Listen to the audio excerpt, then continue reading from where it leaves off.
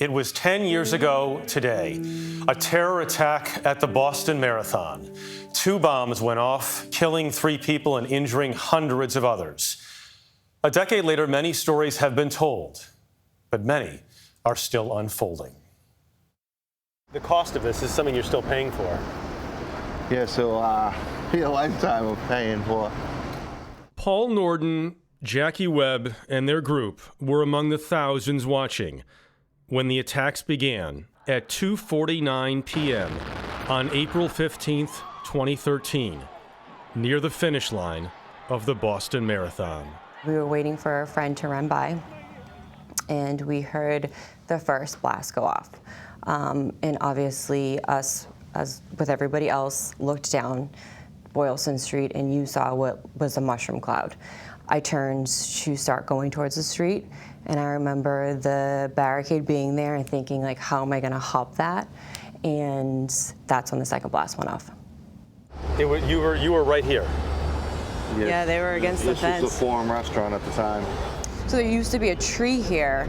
It was actually, the backpack was placed right next to the tree. We kind of surrounded it.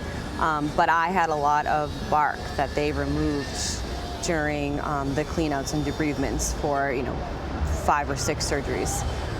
So they knew I was close to the tree.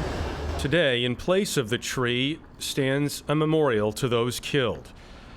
Jackie Webb's injuries took months to recover from. Her many procedures were made possible in part by donations from the Greg Hill Foundation, which helps New England families touched by tragedy. They came to my hospital within 48 hours and had a check. And that, I think, was the most impactful gesture that happened the entire marathon bombing. That's what I, think of all the time. Norden lost his right leg above the knee and was in a coma for 8 days. His brother lost his leg below the knee. The past 10 years for Norden and Webb have included recovery, the establishment of their own charitable foundation, and the birth of their first child. Made even more meaningful when the nurse who treated Webb on Marathon Day helped to deliver Webb's daughter, Ella. I see your necklace. Yes. And your Ella necklace. Yes. Do you wear that all the time? I do, yeah. And what has Ella meant for you? Oh, she's my world, man. It's really just, you can't even put into words what she means. Like, it's just so special and brightens our day every day, and it's beyond a blessing to have her. Neither Webb nor Norden have ever returned to Marathon Day in person, preferring instead to watch on TV. When you watch the marathon this year, will you watch it with nerves, with a sense of happiness that you're able to give back now? How do you feel about all that? Yeah, I guess it's going to be mixed emotions. We're obviously very grateful for everything that's come after that, but yes, there's always nerves around every marathon, especially this one with it being a big anniversary. But, we'll get through it.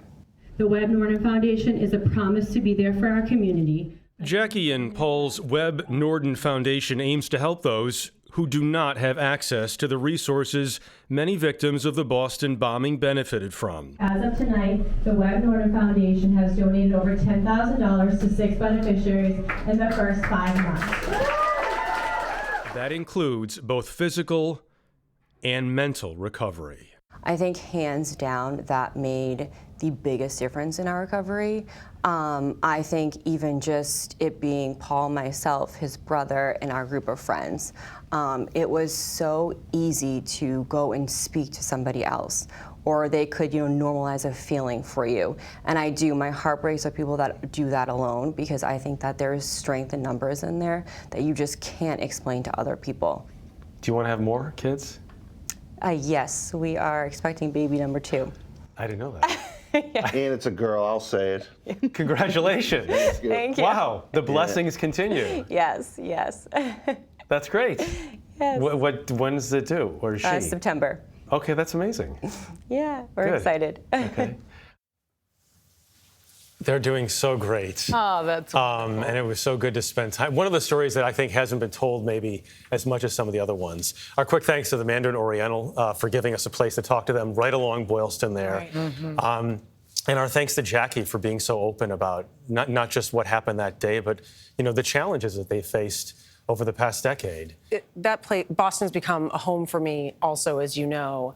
And I am always amazed at that strength and that bond. I know so many cities have it, but it really is there. And there is no one that you talk to that doesn't have that memory of that day. And for those that survived and that were there, it's just strength that I can't describe. And for them to share, it's really resilience. I mean, we all covered it in some way, shape, or form, not just the incident, but the recovery of those. Great piece, Jeff. And the continuing recovery. Yeah. Exactly. And the need for her and him to speak to others who were... To help others who don't have that support. Yeah.